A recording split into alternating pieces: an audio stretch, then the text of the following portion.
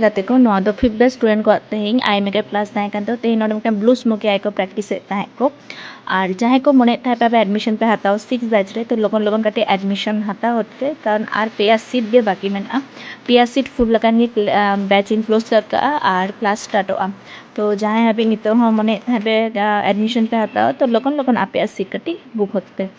तो तेहिं पे जब तो स्टूडेंट चेराई मेकअप को प्रैक्टिस कदा को ब्लू स्मोकी आई और जहाँ को मने ताहे पे जे नोडे खन सर्टिफिकेट ᱧᱟᱢᱚᱜ ᱟᱥᱮ ᱵᱟᱝ अवश्य 100% सर्टिफिकेट ᱧᱟᱢᱚᱜᱼᱟ प्लस प्लेसमेंट ᱧᱟᱢᱚᱜᱼᱟ तो जहाँ को पे सेणाय लगिया तो लगन लगन आपे सीट बुक होते झारग्राम रे नोडे एडमिशन स्टार्ट करना तो झारग्राम बैच रे जहाँ जो एडमिशन हता सना तो लगन लगन झारग्राम बैच रे सीट बुकिंग तपे।